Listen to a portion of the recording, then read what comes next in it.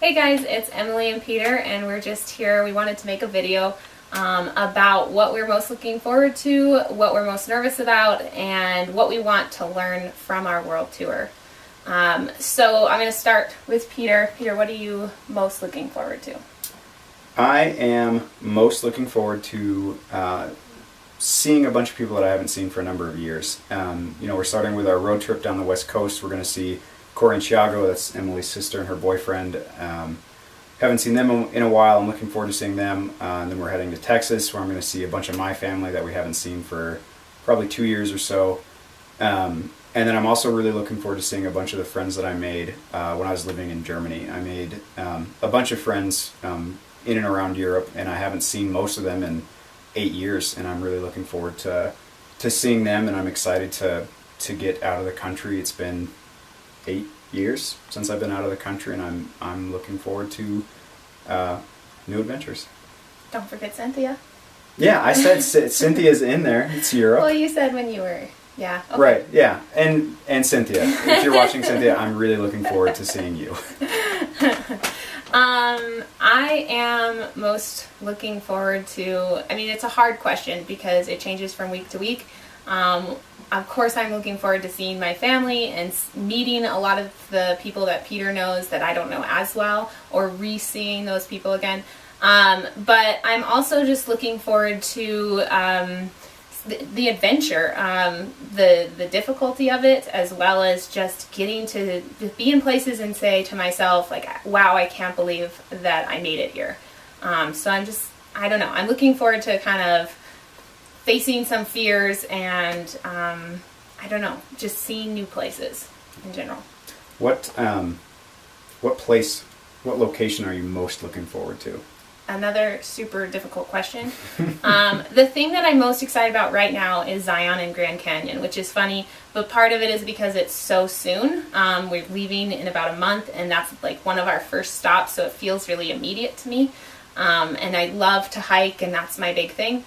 So I'm really excited about that, but kind of, I guess, along with the hiking thing, I'm really looking forward to going to Machu Picchu as well. So, what about you? It's a tough question. I'm really looking forward to seeing all these people and visiting places that I've been. Paris, Berlin, London.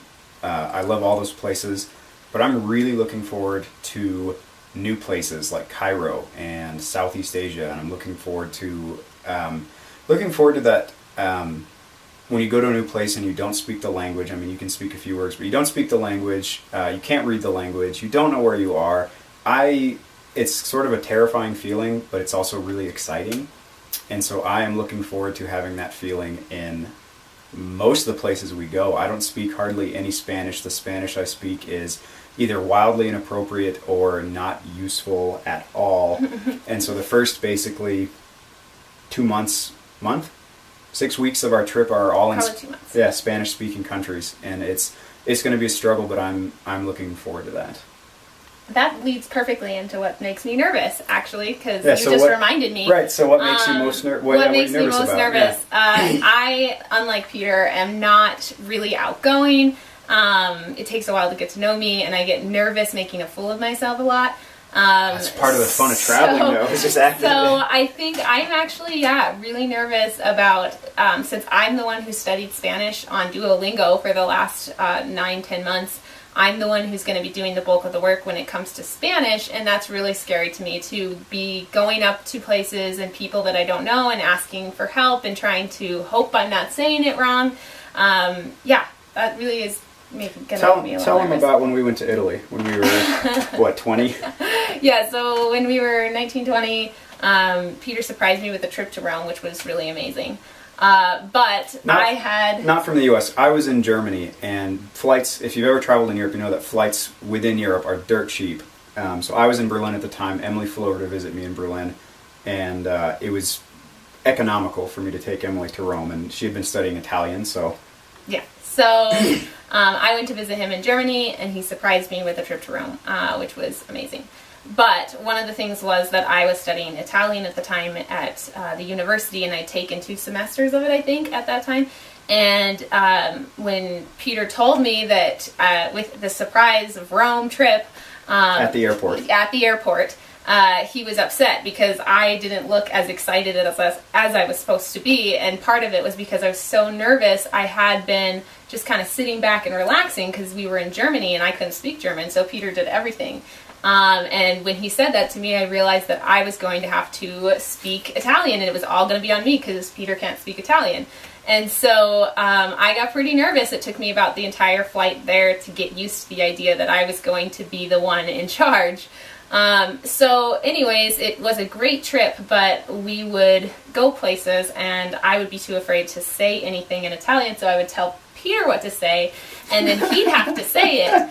And that was back when we were early enough that he would let me get away with that, and he won't let me do that anymore.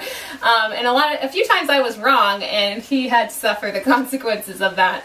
But think about it. There are no consequences. If you make a fool of yourself, people respect the fact that you're trying. Right. I mean, it's in my experiences traveling the world, it's really rare that you try to speak someone's language and they're rude to you for trying. And so the few times I was wrong in Italian, I didn't really care, because I wasn't the one making the mistakes. So, Well, and I've seen it work the other way, where we went to Greece when I was studying abroad, and Peter spoke just a little bit of Greek to the people who owned the hotel, and that got us the suite at the hotel just because he made the effort to try and speak in Greek, and the fact that he worked for a Greek family in the United States. I'm sure that helped as well. But regardless, I've seen firsthand that it is better to try, but I am nervous for that a little bit. But I'm excited to get over that fear. Yeah, I think you will. So, what are you hoping to learn? Oh, you didn't ask me what I was nervous about. Oh, sorry. Yeah. I mean, there are a lot of things. I am least looking forward to leaving my family and my dog. Emma and I got a dog about 18 months ago named Magwell, who is just a princess, but she's delightful. I'm going to be really sad to leave her. I'm going to be really sad to leave my family and friends and not see them for an extended period of time. That's what I'm least looking forward to. I also, Emma and I both studied abroad in undergrad, and I think we both know that coming home can be just as hard as leaving. I know that I had a really hard time when I left. Emma and I had just started dating, but coming back was almost harder, trying to get used to just being home when it didn't feel like home anymore. I had a hard time with that, and I know that after this trip I'm probably going to go through something similar. But maybe the fact that I know that it's coming, I'm better equipped to deal with it. But those are the things that make me a little bit nervous. And then, of course, I think Emily shares this concern. We're both nervous about pickpockets and, getting held up in Buenos Aires, at knife point or something ridiculous like that. And we're, knock on wood, hoping that doesn't happen. Right. And we're going to do everything we can to stay out of troublesome areas. But Yeah. Apart from that, those are really the only things I'm nervous about. Yeah. What was the next question? Learning. Oh, what do we hope to learn from this trip? We went on a hike today and we talked about this a little bit, and I hope I'm remembering this correctly, but I think it was Goethe, and it's been a while since I've studied German.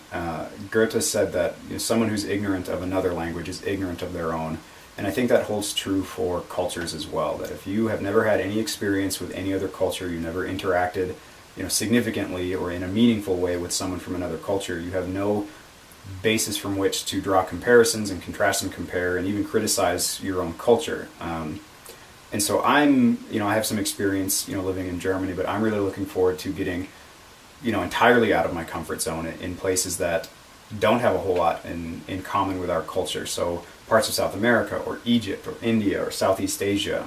Western Europe is, still part of the Western world. And I'm looking forward to getting out of that and really seeing how other people live. And I'm hoping I learn a lot from it, and I'm sure I will. And my answer is pretty similar to that. I really want to, at the end of my life, I want to feel like I've seen the world firsthand, and I didn't just read about it in a book or watch the news and learn about it that way. So I want to learn about the world firsthand, and I don't know, I just want to feel like I know those people and I've been there, and I will connect better with the news or what I read, having firsthand experienced it. And so I'm excited to learn about other cultures in that way. So did we answer all the questions? I think so. What we're most looking forward to, what we're nervous about, what we hope to learn. Mm-hmm. Anything else? I think that's it. That's all you're excited about? Well, I'm excited about all of it. What about you? I'm excited for the food. Me too. Yeah. But anyways, thank you for watching the video. If you want to learn more about our trip or what we're thinking about or learning ourselves, go to p-eworldtour.com. Thanks. Thanks.